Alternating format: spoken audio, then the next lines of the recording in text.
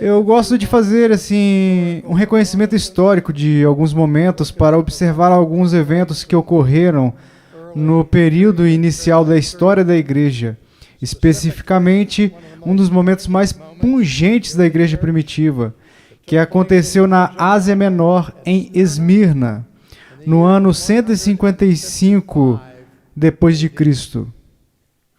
Naquela ocasião, o bispo de Esmirna, que havia sido nomeado segundo a tradição por um homem que ele conheceu quando ele era um jovem morando em Éfeso, um homem que o ensinou, disciplinou e depois o nomeou como bispo de Esmirna, o apóstolo João. Eu refiro-me agora àquele discípulo de João, que era discípulo de Jesus e que era o bispo de Esmirna, o venerável santo Policarpo.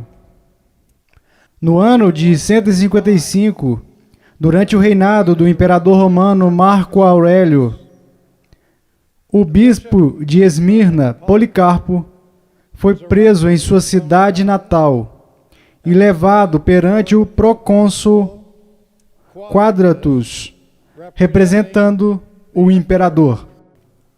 E ele estava sendo acusado, processado pela acusação de ser cristão e incitar as pessoas ao cristianismo. Portanto, contra a visão do império, da religião de Roma, e particularmente a religião do culto ao imperador. E Policarpo aguardou pacientemente em sua casa, pela sua prisão iminente, sabendo que estava para acontecer. E ele teve a visão de si mesmo em chamas. E ele testemunhou que ouviu uma palavra do céu dizendo-lhe: Policarpo, seja homem. Alguns de vocês que são estudantes da história da igreja podem avançar até o século XVI para um local lá na rua, em Oxford, Inglaterra, onde dois bispos reformados, Latimer e Ridley, foram presos e deveriam ser executados lá na fogueira em Oxford. E como eles foram amarrados à árvore e os suportes de madeira foram colocados nos seus pés, antes que a tocha acendesse aquela madeira, o bispo Latimer voltou-se para o seu chamado e disse as famosas palavras: Seja homem, Sr. Ridley. As mesmas palavras, é claro, que Policarpo ouvira no segundo século. Seja homem, Sr. Ridley.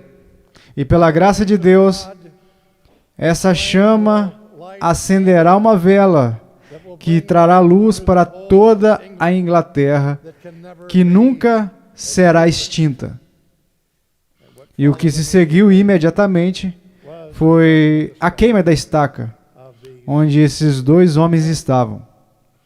Agora, vamos voltar para onde estávamos. Esmirna. Quando Policarpo foi preso, ele trouxe os seus cativos para sua audiência perante o procônsul Quadratus e depois para a arena, onde as arquibancadas estavam lotadas, com uma multidão hostil contra Policarpo, incluindo judeus locais, que se ressentiam do ensino do cristianismo de Policarpo, bem como pagãos que o odiavam pela mesma razão. Ora, o procônsul, por um lado, não queria fazer daquele velho um mártir, tornando-o ainda mais amado pelo povo, mas também não parecia muito certo executar um homem tão velho. Não sabemos quantos anos Policarpo tinha. Sabemos que ele tinha menos de 86 anos. Algumas pessoas dizem que era exatamente a sua idade. Mas a sua resposta ao procônsul pode indicar que ele tinha mais de 86 anos. Então, o representante do imperador disse a ele para negar a Cristo, para retratar a sua confissão do seu cristianismo. E Policarpo recusou de maneira educada. Ponto em que Quádrutos disse: você não está entendendo.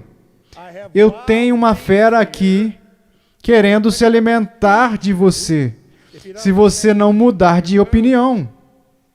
A propósito, isso aconteceu depois que Roma baniu a execução através do alimento aos leões com as pessoas. Agora eles estavam mais civilizados, eles estavam queimando as pessoas nas fogueiras.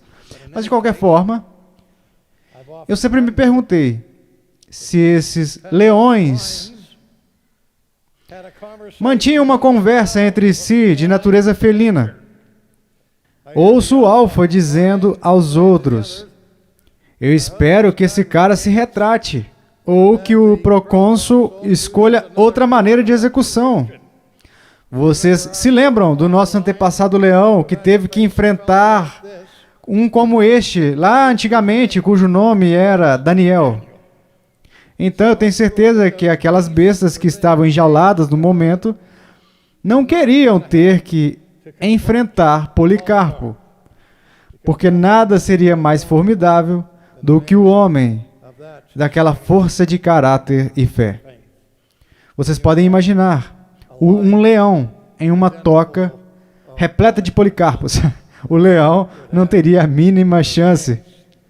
Mas, sem aquela ameaça de Quádrutos, Policarpo se recusou a concordar e ele disse: ok, então eu vou te queimar naquela fogueira. E Policarpo respondeu dizendo: que assim seja, o seu fogo não irá durar mais do que 1 hora, e então será extinto. Mas o fogo que você irá enfrentar agora, sob o julgamento de Deus, nunca irá se apagar. Ora, Quádrutos não gostou disso e disse mais uma vez: você pode se poupar se simplesmente fizer isso, se você disser a respeito dos cristãos: fora com os seus ateus. Porque os cristãos eram considerados ateus na medida em que não acreditavam na religião do império. Então, Policarpo disse: eu estou feliz em obedecer. E ele apontou para os pagãos no estande e disse: fora com os ateus, apontando para eles. Ora, isso realmente enfureceu Quádrutos. Então, ele ordenou a execução de Policarpo, queimando-o naquela chama. Então, eles o levaram para o centro da arena. E saíram ali com pregos para pregar as suas mãos na estaca para impedi-lo de fugir do fogo. E ele disse: vocês não precisam de pregos. Eu vou ficar aqui e aceitar o que vier. Então, em vez dos pregos, eles o amarraram com cordas e o amarraram à estaca e atearam fogo. Agora, o testemunho da história. O testemunho é que quando acenderam o fogo nas estacas, as chamas foram sopradas por um vento forte, de tal forma que elas se inflaram em torno de Policarpo, mas não tocaram nele, não queimaram, nem chamuscaram nenhum fio de cabelo da sua cabeça. Então, frustrado, o carrasco pegou uma adaga e a cravou no peito de Policarpo e o matou. E mais uma vez, a tradição diz que saiu tanto sangue do seu peito que apagou o fogo dos seus pés. Agora, por mais notável que tenha sido este ocorrido, poderia ter sido facilmente evitado.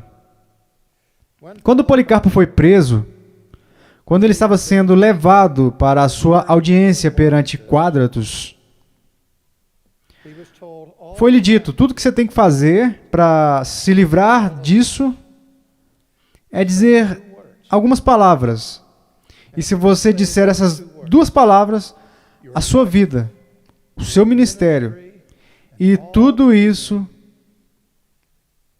irá permanecer e sobreviver.